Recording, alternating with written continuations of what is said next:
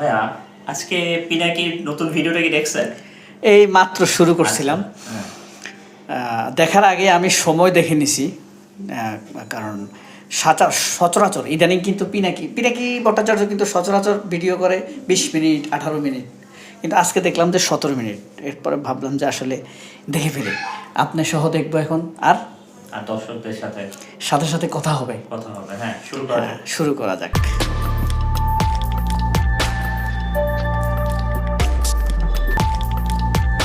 Pinaki show with reaction.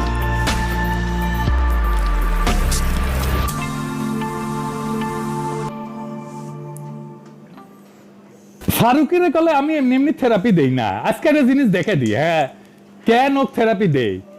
Asif নজরুলের প্রিয় মানুষকে মোস্তফা সরোয়ার ফারুকি, তাই না, কইছে না? আর ফারুকির প্রিয়কে তানভীর মোকাম্মেল। ওরে জাতীয় যেহেতু দর্শকদেরকে নিয়ে দেখবো, ব্যাপারটা বোঝাই যাচ্ছে আজকে ফারুকিকে নিয়ে শুরু করেছে। রিসেন্টলি রিক্সাওয়ালাদের আন্দোলন সহ কিছু বিষয় নিয়ে মানুষ কিন্তু ফারুকির ব্যাপারটা ভুলে গেছে প্রায়, কিন্তু সচেতন যারা তারা ভুলে নাই, যেমন পিনাকি ভুলে নাই। হ্যাঁ, পিনাকি কিন্তু অ্যাক্টিভিস্ট, মানে অ্যাক্টিভিস্ট না, গ্লোবাল অ্যাক্টিভিস্ট। সারা বাংলা ভাষাভাষী, সারা পৃথিবীর বাংলা ভাষাভাষী মানুষকে দিয়েছে। দেখি ফারুকির সাথে যারা সিন্ডিকেট, আমরা এদেরকে সিন্ডিকেটই বলবো, যাদেরকে মানুষ পছন্দ করে না, ফারুকি তার সিন্ডিকেট থেকে বেরিয়ে আসতে পারেনি। শুরু করেছে তানভীর মোকাম্মেল দিয়ে। তানভীর মোকাম্মেলের ব্যাপারে কি বলছে আমরা সেটা দেখি। স্বল্প দৈর্ঘ্য চলচ্চিত্র উৎসব করার জন্য ওই ডিসেম্বর মাসে মিলনায়তন বরাদ্দ দিছে।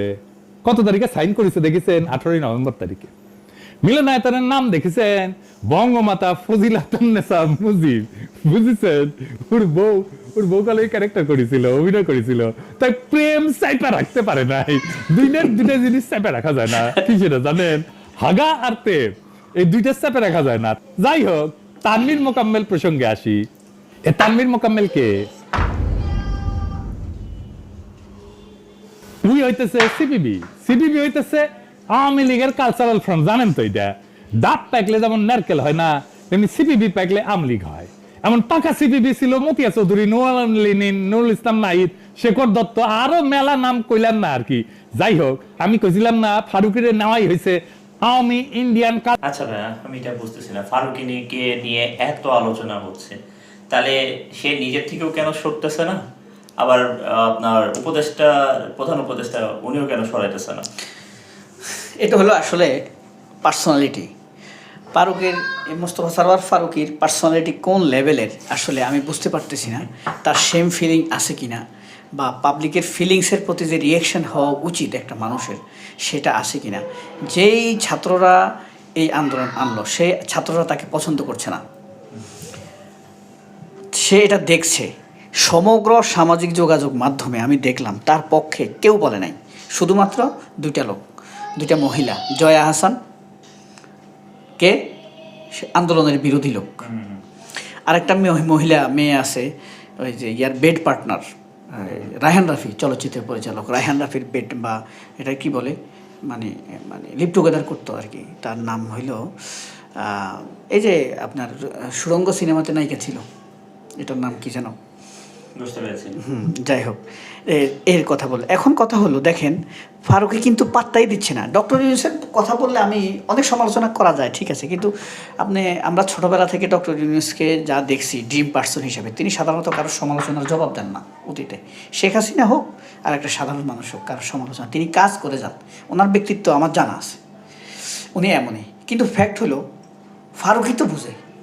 হ্যাঁ, এই কারণে ডক্টর ইউনূস তো সরাসরি বলতে পারে না ফারুকি তুমি চলে যাও। ডক্টর ইউনূসেরই উচিত পাবলিক রিয়েকশনের উপর ভিত্তি করে নিজের ব্যক্তিত্বের জানান দিয়ে চলে যাওয়া। আমরা পরবর্তী অংশটা দেখি। সাম্রাজ্য যেটা একেবারে ধ্বংস হয়ে গেছিল, সেটার পুনর্গঠনের জন্য।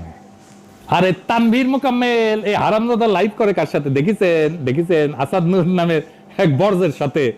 আর কি ক্যানকা পোস্ট দেয় ফেসবুকে, গুজব ছড়ায় পাকিস্তান থেকে আসা জাহাজ নাকি চেক করা হয় না, দেখেছেন?